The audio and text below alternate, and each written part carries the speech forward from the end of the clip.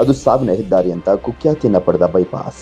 ಪ್ರತಿದಿನವೂ ಈ ರಸ್ತೆಯಲ್ಲಿ ಓಡಾಡುವಂತ ಸಾವಿರಾರು ವಾಹನ ಸವಾರರು ಕೈಯಲ್ಲಿ ಜೀವ ಹಿಡಿದುಕೊಂಡು ವಾಹನ ಚಾಲನೆ ಮಾಡುವ ಪರಿಸ್ಥಿತಿ ಬಂದಿದೆ.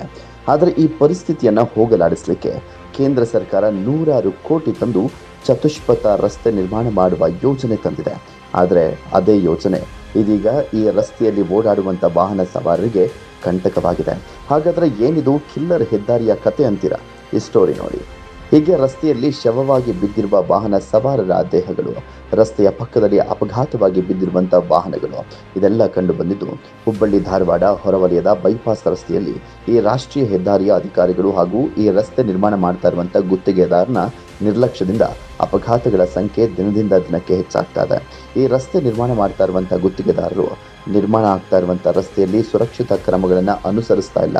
ಅಷ್ಟೇ ಅಲ್ಲದೆ ಪೂರ್ತಿ ಪ್ರಮಾಣದಲ್ಲಿ ಒಂದು ರಸ್ತೆಯನ್ನು ಕೂಡ ಪೂರ್ಣಗೊಳಿಸದೆ ಬಿಟ್ಟಿರುವ ಕಾರಣ ಅಪಘಾತಗಳು ಆಗ್ತಾ ಇರುವಂಥದ್ದು ಒಂದು ಕಡೆ. ಆದರೆ ರಸ್ತೆಗಳು ಟರ್ನಿಂಗ್ ಇರುವಂಥ ಕಡೆಗಳಲ್ಲಿ ಸೂಚನಾ ಫಲಕ ಹಾಗೂ ರಿಫ್ಲೆಕ್ಟರ್ಗಳು ಇಲ್ಲದ ಕಾರಣ ಅಪಘಾತಗಳಾಗಿ ವಾಹನ ಸವಾರರು ಜೀವ ಕಳೆದುಕೊಳ್ತಿದ್ದಾರೆ.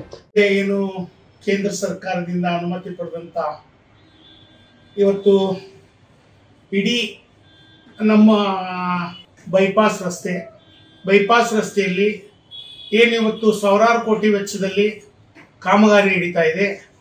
ಆ ಕಾಮಗಾರಿಯನ್ನು ಇವತ್ತು ಸುತ್ತಮುತ್ತ ಹೋಗುವಂಥ ಜನರಿಗೆ ಅನುಕೂಲ ಆಗಬೇಕು. ಅಲ್ಲಿ ಇವತ್ತು 10 ಕಂಪನಿಗಳು, ಒಂದು ಕೂಲಿ ಕೆಲಸ ಮಾಡುವಂಥವರು, ನೌಕರಸ್ಥರು ಹೋಗ್ತಿದ್ದಾರೆ, ಹಗಲು ರಾತ್ರಿ ಅಡ್ಡಾಡ್ತಿದ್ದಾರೆ, ಬೈಕ್ಗಳಲ್ಲಿ, ರಿಕ್ಷಾಗಳಲ್ಲಿ, ಕಾರ್ಗಳಲ್ಲಿ ಅಡ್ಡಾಡ್ತಿದ್ದಾರೆ. ಅಲ್ಲಿ ಏನು ಗುತ್ತಿಗೆ ಆಧಾರದ ಮೇಲೆ ಕೆಲಸ ಮಾಡುವಂಥವ್ರು ಯಾವುದೇ ರೀತಿ ಅಗಲು ಬಗಲು ಯಾವುದೇ ರೀತಿ ನಾಮಫಲಕ ಹಾಕಿಲ್ಲ.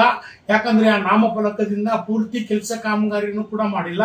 ಹಾಗಾಗಿ ಎಲ್ಲ ಇವತ್ತು ರಸ್ತೆಗಳ ಮಧ್ಯೆ ಲಕ್ಷಾಂತರ ವಾಹನಗಳು ಓಡ್ತಿದ್ದಾವೆ, ದಿನಕ್ಕೊಂದು ಆಕ್ಸಿಡೆಂಟ್ ಆಗ್ತಿದ್ದಾವೆ, ದಿನಕ್ಕೆ ಜನ ಒಬ್ಬರು ಸಾಯ್ತಿದ್ದಾರೆ.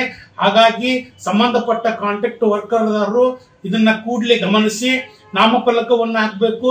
ಆಮೇಲೆ ಸಾರ್ವಜನಿಕರಿಗೆ ಜನಜಾಗೃತಿ ಮೂಡಿಸುವಂತ ಕೆಲಸ ಆಗಬೇಕು. ಅಲ್ಲಿ ಏನು ನಾಮಫಲಕ ಹಾಕಿದಲ್ಲಿ ಪ್ರತಿಯೊಬ್ಬ ವ್ಯಕ್ತಿಯನ್ನ ನಿಲ್ಲಿಸಬೇಕು, ಅವರಿಗೆ ಮಾರ್ಗಸೂಚನೆ ತೋರಿಸಬೇಕು.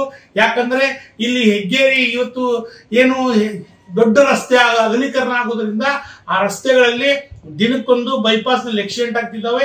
ಹಾಗಾಗಿ ಗಮನಿಸಿ ಸಂಬಂಧಪಟ್ಟ ಇಲಾಖೆ, ಸಂಬಂಧಪಟ್ಟ ಅಧಿಕಾರಿಗಳು ಗುತ್ತಿಗೆ ಆಧಾರದ ಮೇಲೆ ಮಾಡಿ ಕೆಲಸ ಮಾಡುವಂತವ್ರು ಕೂಡ ಗಮನ ಹರಿಸಬೇಕು, ನಾಮಫಲಕ ಹಾಕಬೇಕು.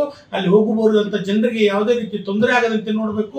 ನೀವೇನಾದ್ರು ತಕ್ಷಣ ಈ ಕೆಲಸ ಕಾಮಗಾರಿನ ಕೈಗೆತ್ತಿಕೊಳ್ಳಿಲ್ಲ ಅಂದ್ರೆ ಉತ್ತರ ಕರ್ನಾಟಕ ಆಟೋ ರಿಕ್ಷಾ ಚಾಲಕರ ಸಂಘದಿಂದ ತಮ್ಮ ಒಂದು ಬೈಪಾಸ್ ನಲ್ಲಿ ಬಂದು ಹೋರಾಟ ಕಳಿಬೇಕಂತ ನಾವು ವಿನಂತಿ ಮಾಡ್ತೀವಿ. ಸದ್ಯ ಚತುಷ್ಪಥ ರಸ್ತೆಯ ಕಾಮಗಾರಿ ನಡೆಯುವಾಗಲೇ ಅಪಘಾತವಾಗಿ ಸಾವಿನ ಸಂಖ್ಯೆ ಏರಿಕೆ ಆಗ್ತಾ ಇದ್ದು, ಈ ಕುರಿತು ನಿರ್ಲಕ್ಷ್ಯ ವಹಿಸ್ತಾ ಇರುವಂತ ಗುತ್ತಿಗೆದಾರನ ವಿರುದ್ಧ ಪೊಲೀಸ್ ಇಲಾಖೆ ಸೂಕ್ತ ಕ್ರಮ ಕೈಗೊಂಡು ವಾಹನ ಸವಾರರ ಪ್ರಾಣ ಉಳಿಸುವ ಕಾರ್ಯವನ್ನ ಮಾಡಬೇಕಾಗಿದೆ. Vinay Reddy, public next.